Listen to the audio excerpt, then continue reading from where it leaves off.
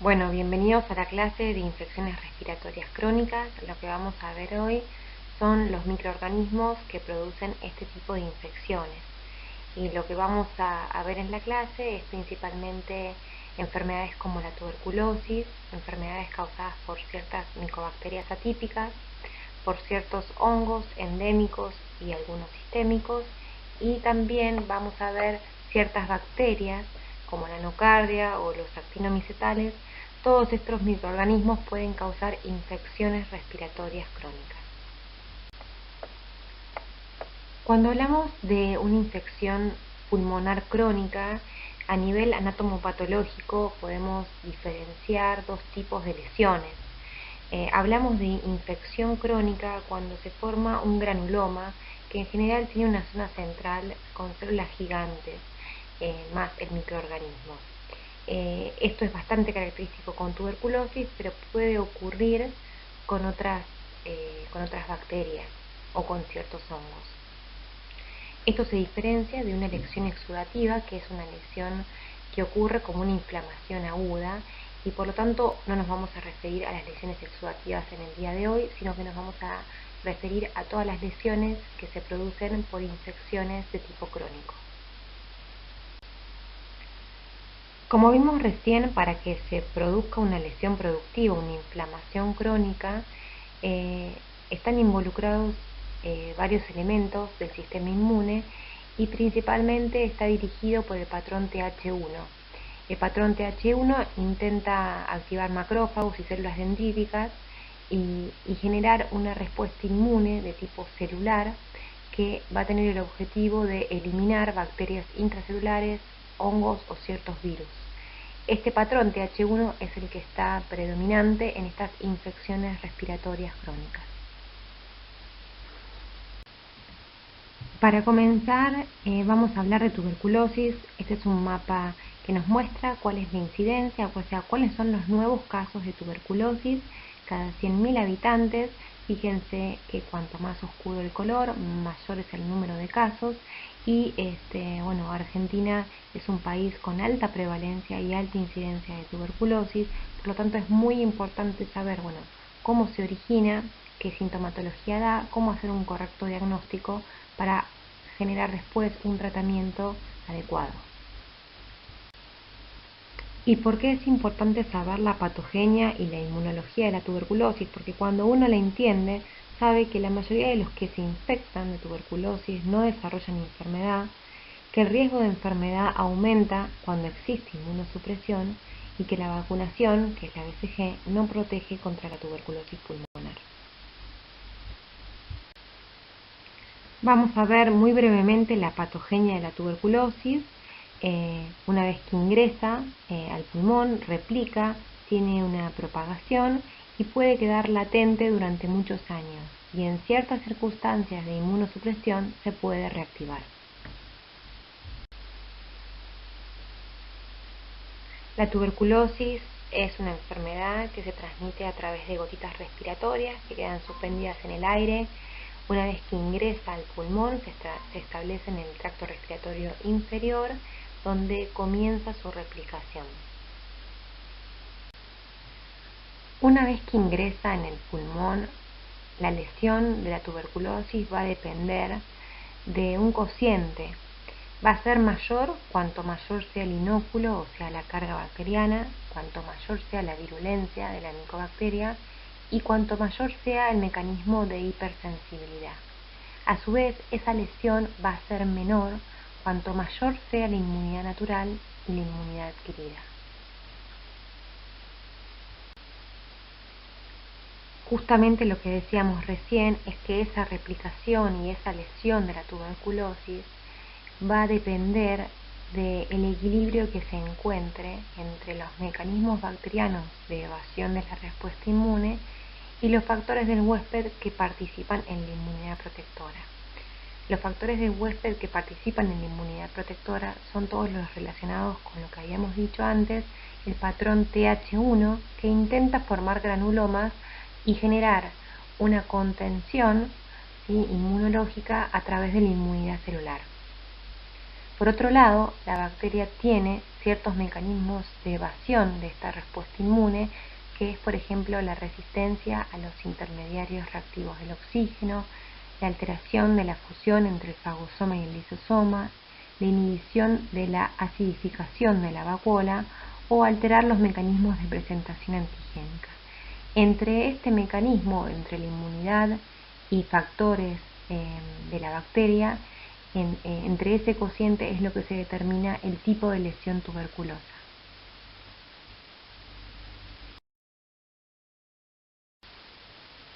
Como vimos antes, en la patogenia de la enfermedad están involucrados varios mecanismos. Una vez que entra la bacteria y replica, puede dar dos tipos de situaciones. Una enfermedad localizada, que puede ser una primoinfección o una enfermedad primaria, y que lo vamos a ver ahora más adelante, puede diseminarse en principio a través de la linfa y luego a través de la sangre, lo que se llama tuberculosis miliar. Puede quedar latente en forma crónica y puede, en ciertas circunstancias de inmunosupresión, reactivarse, que es lo que se llama como tuberculosis postprimaria. Cuando la Mycobacterium tuberculosis ingresa al pulmón, puede desencadenar, dijimos, dos situaciones. La mayoría de las veces lo que ocurre es una primoinfección. Una primoinfección es el primer contacto del huésped, en este caso el humano, con la Mycobacterium tuberculosis. Esa primoinfección es asintomática y uno la puede evidenciar a través de una prueba de Mantoux positiva o a través de una radiografía que, si bien puede ser normal, a veces puede presentar un complejo de Ghon o un chancro de inoculación, que lo vamos a ver en un ratito.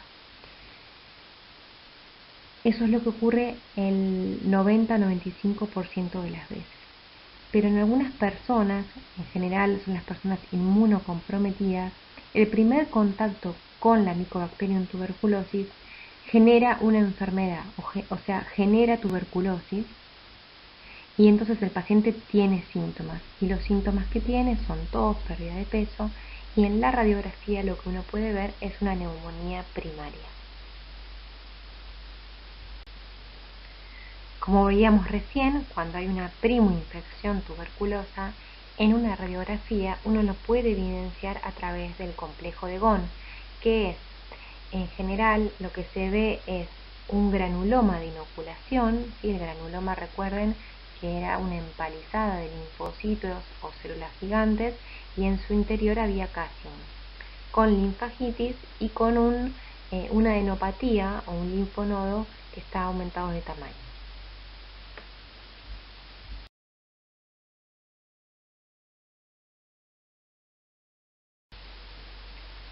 A diferencia de la primoinfección, como mencionamos anteriormente, un porcentaje de pacientes, que en general son pacientes con algún inmunocompromiso, generan una neumonía en su primer contacto con la Mycobacteria tuberculosa. Esta neumonía se llama neumonía primaria y en general está en las zonas más ventiladas del pulmón. La primoinfección, que es el primer contacto de la Mycobacteria con el hombre, ¿sí? Que dijimos que era asintomática y que muchas veces se podía evidenciar a través de una PPD positiva, tiene que ver con que se pudo montar una respuesta inmune y dar control a esa replicación bacteriana. Ese control se da a través de la formación de un granuloma, y para que se forme un granuloma, como vimos antes, se tiene que activar toda la respuesta Th1 a través del interferón y la interleuquina, se activa el macrófago, y a través de una respuesta inmune de tipo celular es que se forman estos granulomas, y el objetivo es el calcium, impedir la multiplicación de la micobacteria.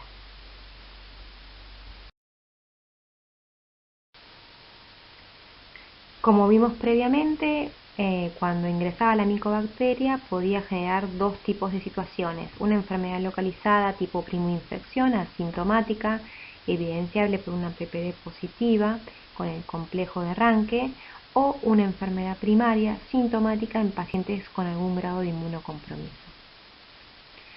A su vez, esa bacteria, una vez que entra al pulmón, se puede diseminar, dijimos en principio por la linfa y luego a través de la vía hematógena, que es a lo que nos vamos a referir ahora.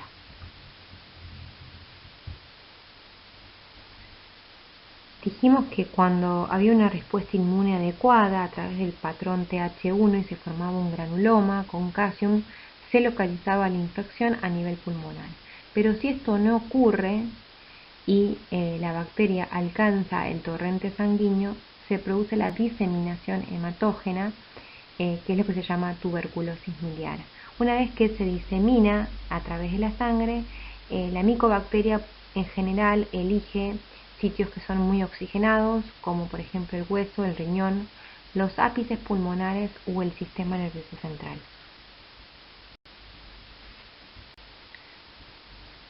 La enfermedad diseminada o miliar, la diseminación hematógena de la micobacteria tuberculosa, se debe principalmente a una dificultad para la formación de un granuloma.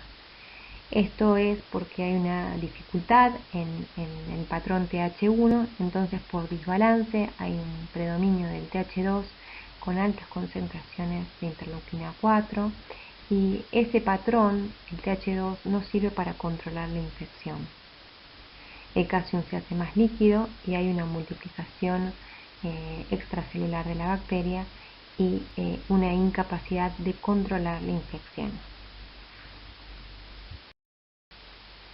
Vimos entonces las distintas formas clínicas, lo que es la enfermedad localizada, que puede ser una prima infección o una enfermedad primaria, una diseminación, ¿sí? Primero a través de la linfa y después a través de la vía miliar, y dijimos que una vez que se forma el granuloma, la micobacteria puede quedar latente en el interior del granuloma de manera crónica, ¿sí?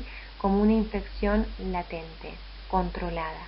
Pero en ciertos casos de inmunosupresión, ese granuloma va perdiendo fuerza y la micobacteria se puede reactivar.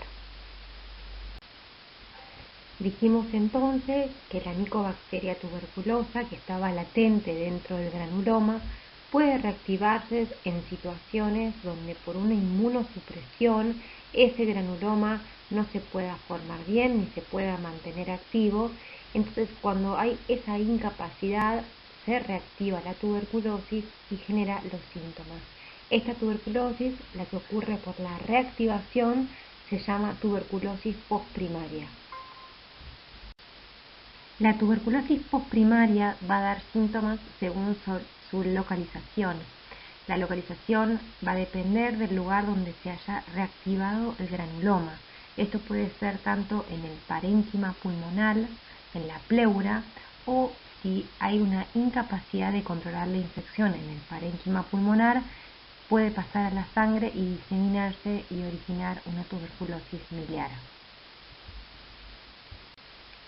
Como vemos recién, la tuberculosis postprimaria puede generar nódulos que se cavitan, que en general son en las ápices del pulmón, o puede generar nodulillos tipo árbol en brote, derrame pleural, o como vimos recién, si hay una incapacidad de controlar la infección a nivel pulmonar, una tuberculosis miliar. Es muy importante saber cómo hacer diagnóstico de tuberculosis. Para eso hay que conocer cuál es la manifestación clínica del paciente.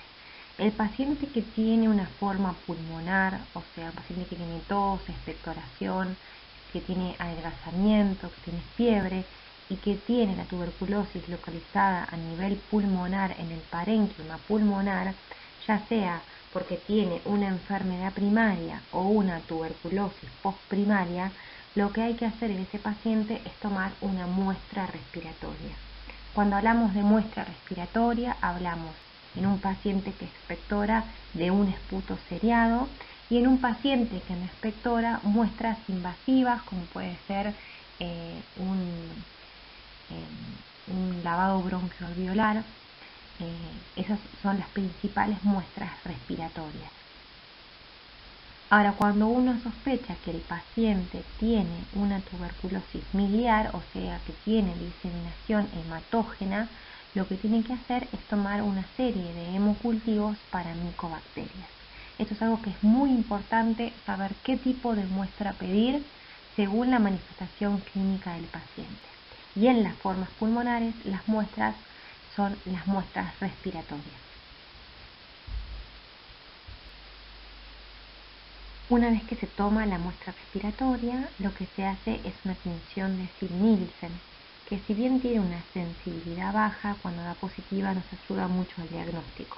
Como vemos, el número de cruces depende de la carga basilar, en este caso del esputo. También se puede hacer en el lavado bronquialveolar y también se puede hacer en otras muestras, por ejemplo, si uno toma una muestra de hueso, por ejemplo, o de algún otro tejido.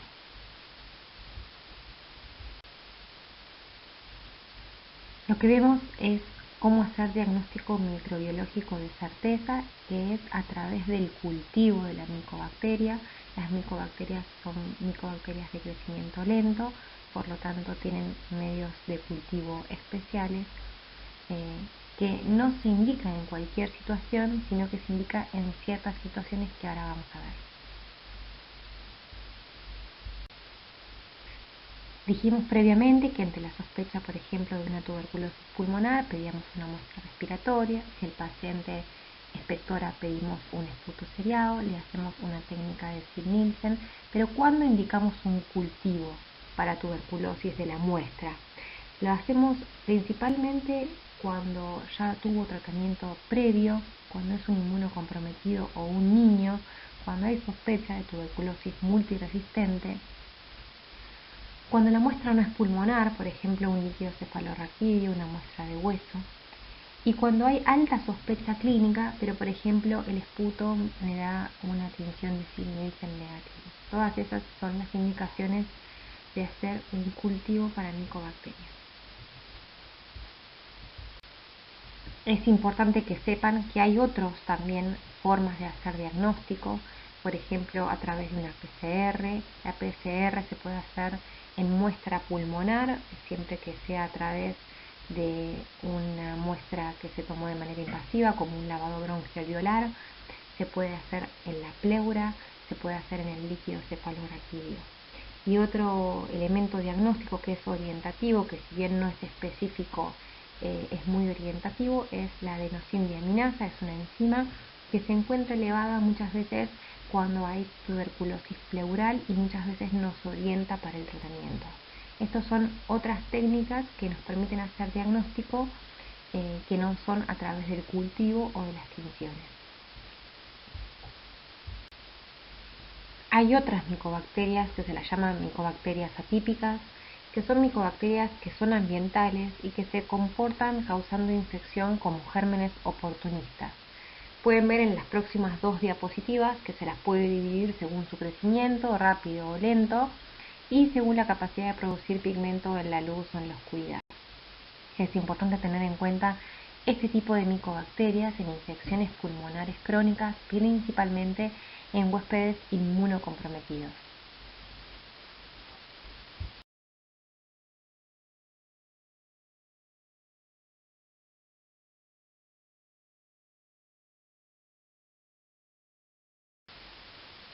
Vimos que las infecciones respiratorias crónicas pueden estar causadas por tuberculosis, pueden estar causadas por micobacterias atípicas, y vamos a meternos ahora a hablar de lo que son ciertas bacterias como la nocardia o los actinomycetales. Los actinomyces son bacterias gram positivas, microaerofílicas. En los tejidos forman pus. Normalmente viven en el tracto digestivo o en el urogenital y generan una enfermedad granulomatosa progresiva, crónica, y que es rara, que muchas veces es subdiagnosticada porque se confunde con otras enfermedades. Pero es importante saber que como los actinomyces son comensales, la infección es endógena.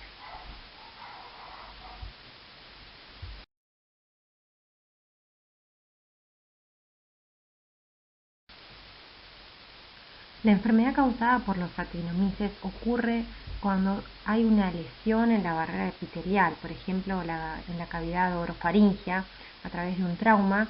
Los actinomyces ingresan, empiezan a generar pus, fístulas, Y lo que vemos, por ejemplo, en la foto es un absceso que se origina y se manifiesta en la piel, pero su origen es en la cavidad oral. Los actinomyces pueden dar infecciones a nivel cérvico-facial, como es el caso de este paciente, infecciones a nivel torácico, infecciones abdominales o infecciones pélvicas, por ejemplo, cuando se infecta un dispositivo de tipo DIU. Para hacer diagnóstico se toma una muestra, se le ve el gram y se hace el cultivo. Los actinomyces tienen una característica que es que se disponen las colonias formando lo que se llaman gránulos de azufre y que es más que nada ese aspecto que se ve en la foto de un conglomerado de colonias. La nocardia es otro germen oportunista que puede causar infección granulomatosa crónica. Son bacilos gram positivos, son débilmente ácido alcohol resistentes, existen en los suelos y tienen dos puertas de entrada para afectar al hombre. Una es la piel a través de lesiones y otra es de manera inhalatoria. Pueden dar distintas formas clínicas. Cuando el ingreso es a través de la piel, pueden dar las manifestaciones cutáneas como las que vemos en la foto, tipo micetoma. Ahora, cuando el ingreso es a nivel pulmonar, pueden dar una infección respiratoria crónica o pueden diseminarse en algunos huéspedes inmunocomprometidos, como por ejemplo un paciente que tiene VIH. En esa infección diseminada, la infección supera el pulmón, pasa a la sangre y puede manifestarse en la piel, puede manifestarse como abscesos cerebrales.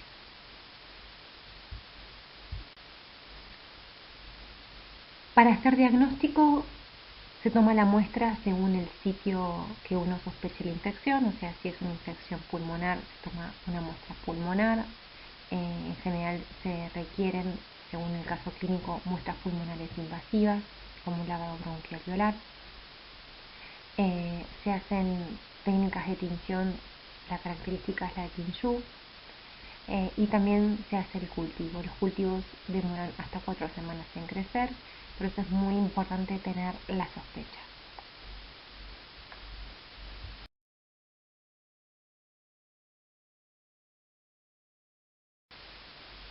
Y vamos a hablar ahora de lo que son las micosis endémicas por hongos dimórficos, los que tenemos en nuestro país, el paragoccidiomicosis, coccidiomicosis y histoplasmosis, que los vemos a nivel país, cuáles son sus áreas endémicas.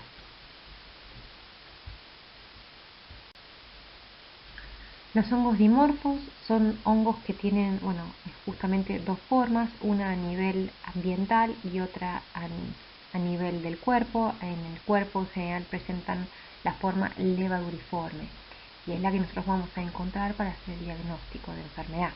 La histoplasmosis es una micosis endémica de toda la parte de Buenos Aires y alrededores, está en los suelos y un huésped se infecta con histoplasmosis a través de la inhalación de las microconidias. En los huéspedes inmunocompetentes en general no causa infección, causa una prima infección semejante a lo que habíamos visto en tuberculosis, que es el primer contacto con la enfermedad, que es de manera asintomática, pero que en general la prueba de la histoplasmina le da positiva. Los huéspedes inmunocompetentes pueden generar una neumonía por histoplasma, por ejemplo, cuando el inóculo es muy alto. ¿Eso qué quiere decir? En personas, por ejemplo, que entran en una cueva donde hay deyecciones, por ejemplo, de murciélagos, cuando el inóculo es muy alto, un huésped inmunocompetente puede generar una histoplasmosis pulmonar aguda. En general, la histoplasmosis puede dar una infección pulmonar crónica. Esto se da en personas que tienen alguna alteración pulmonar, por ejemplo los pacientes EPOC, y lo que vemos en la tomografía de abajo a la izquierda es que da una tomografía semejante a una tuberculosis. Y un cuadro clínico que también se caracteriza por tos, pérdida de peso, expectoración. En los huéspedes inmunocomprometidos, el histoplasma ingresa a través del pulmón y da lo que se llama una histoplasmosis diseminada, que afecta el sistema retículo endotelial, produce hepatoesplenomegalia, manifestaciones en la piel, puede producir meningoencefalitis. Esa es la histoplasmosis diseminada, pero se encuentra en huéspedes inmunocomprometidos. La paracoccidiomicosis es otra micosis que se encuentra en suelos ácidos o húmedos. También la forma de ingreso es a nivel pulmonar y la manifestación clínica va a depender del huésped. En huéspedes inmunocomprometidos o en los niños da en general cuadros de hepatoesplenomegalia, manifestaciones cutáneas, adenopatías. En los huéspedes inmunocompetentes o con algún grado de inmunocompromiso leve, por ejemplo los diabéticos o los alcohólicos, puede dar formas crónicas que se manifiestan por lesiones en las mucosas, como vemos arriba, que se ve como un conglomerado mucho más eritematoso cerca de los dientes. Eso es una lesión granulomatosa del paladar. Estas formas crónicas también pueden tener compromiso pulmonar y también producir lesiones en otros órganos. Y por último, la coccidiomicosis, que es una micosis que ocurre en suelos alcalinos o áridos. Es también llamada la fiebre del Valle de San Joaquín o la fiebre del desierto. Se ocurre a través de la inhalación de este hongo, puede dar formas pulmonares o formas diseminadas. Para el diagnóstico de las micosis endémicas es muy importante hacer un buen interrogatorio del paciente, saber de dónde viene, a qué zonas viajó. Como vimos previamente, cada hongo tiene una localización más frecuente. Cuando uno sospecha una micosis endémica debe tomar una muestra del tejido que sospeche que esté afectado. En ese tejido uno va a encontrar la levadura, en el directo la puede ver y esa levadura nos orienta sobre qué hongo estamos diagnosticando. En la histoplasmosis la levadura es intramacrofágica de forma de casquete. En la paracoccidiomicosis la levadura es multigemante en rueda de timón o Mickey Mouse. Y en coccidiomicosis es una esférula llena de endosporas. La serología nos sirve en las formas crónicas, solamente para histoplasmosis, y en paracoccidiomicosis y coccidiomicosis muchas veces el título depende de la carga fúngica. La aspergilosis es una micosis que ocurre principalmente en huéspedes inmunocomprometidos, ya que el aspergillus es un hongo ambiental. A través de la inhalación de las conidias acceden al timón y tenemos dos mecanismos de defensa que impiden que esa conidia desarrolle un micelio e invada. Uno son los macrófagos y otros son los neutrófilos. Por eso las personas que más riesgo tienen de una aspergilosis pulmonar invasiva son aquellos que tienen una inmunosupresión a nivel de estas células, como por ejemplo los pacientes trasplantados o los neutropénicos. Como dijimos, el aspergillus es un hongo ambiental que vive en el aire que respiramos, por lo tanto está todo el tiempo en contacto con nuestra vía aérea respiratoria. De izquierda a derecha, por ejemplo, cuando el aspergillus ingresa en un huésped normal, no causa ningún tipo de enfermedad. Si el aspergillus ingresa en un paciente que tiene a nivel pulmonar una enfermedad cavitaria, por ejemplo porque tuvo una tuberculosis previamente, va a generar un aspergiloma, que es una bola fúngica. Si el paciente se pone en contacto con el aspergillus y tiene una enfermedad pulmonar o tiene una inmunosupresión leve, va a tener una aspergilosis necrotizante crónica. Si el paciente que está colonizado con aspergillus tiene un inmunocompromiso severo, va a tener una aspergilosis pulmonar invasiva. Y si el paciente tiene asma, va a tener una aspergilosis broncopulmonar alérgica. Como ven, la manifestación clínica no depende del hongo, sino que depende del huésped.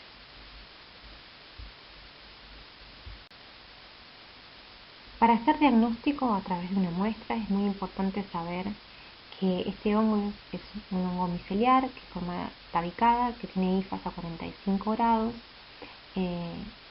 pero que en sitios no estériles, por ejemplo una muestra pulmonar, para hacer diagnóstico de infección tenemos que ver una invasión a través de una anatomía patológica. Ver un aspergillus en una muestra, por ejemplo, de esputo no hace diagnóstico de enfermedad, porque como dijimos es un hongo que vive en el aire y puede ser un contaminante.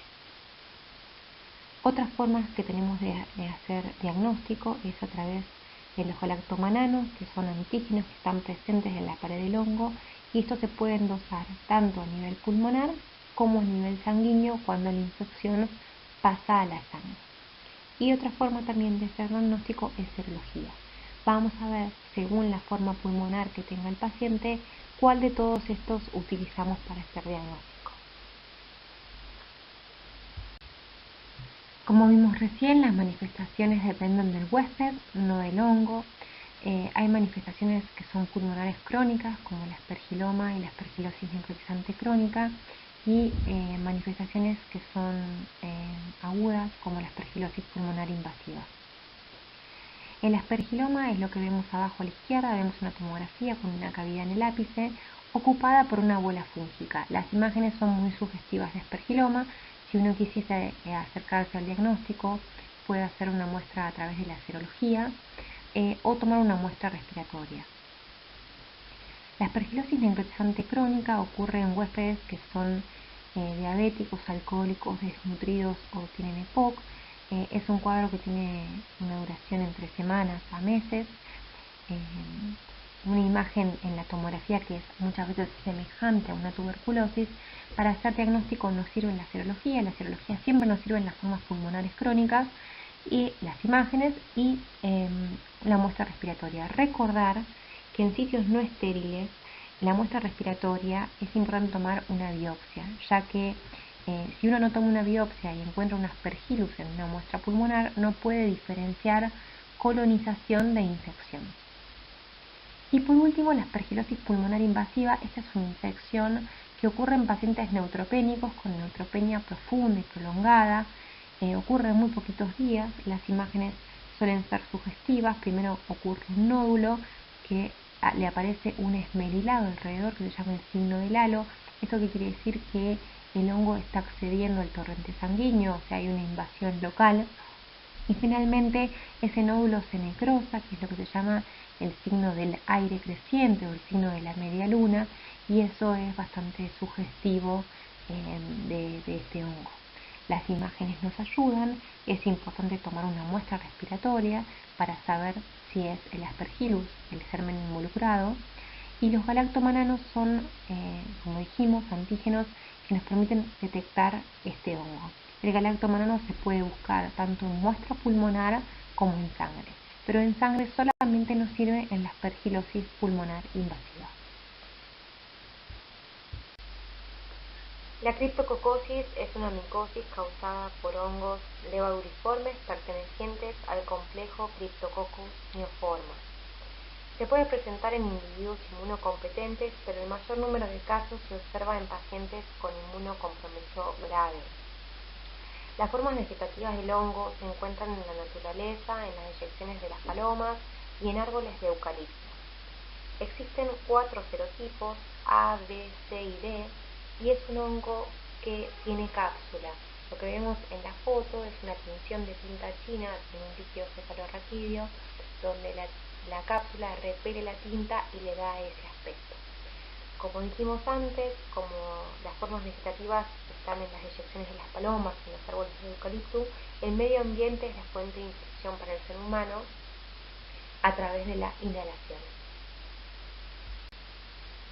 Vemos en esta diapositiva cómo ocurre la patogenia de la infección. Dijimos que el elemento infectante del hongo ingresaba a través de la inhalación a nivel pulmonar, puede generar una infección pulmonar crónica y puede diseminarse a través de la sangre a su órgano blanco, que es el sistema nervioso central. A partir de los 80, Cryptococcus neoformans se convirtió en el agente más frecuente de meningoencefalitis en pacientes infectados por el virus de la inmunodeficiencia humana. Para hacer diagnóstico depende de dónde se encuentre la infección. Cuando la infección está diseminada, el hongo se lo puede encontrar en sangre a través de hemocultivos para hongos, o sea, hemocultivos por lisis. El hongo se lo puede detectar sus antígenos tanto en sangre como en líquido cefalorraquídeo a través de la antigenemia o antigenorraquia. Se puede utilizar en el líquido cefalorraquídeo la tinta china, que como vimos previamente, al ser un hongo que tiene cápsula, repele la tinta y es fácilmente visible, y también se puede hacer cultivo de líquido cefalorraquídeo. ¿Cuál vamos a elegir de todos estos métodos diagnósticos? Dependerá de dónde se encuentra la infección. Si la infección está localizada a nivel pulmonar, hay que tomar una muestra respiratoria y hacer cultivos. Si la infección está diseminada, podemos pedir hemocultivos y antigenemia. Y si la infección está en el líquido cefalorraquídeo, podemos pedir hemocultivos, antigenemia, antígeno raquia, tinta china y cultivo de líquido cefalorraquídeo.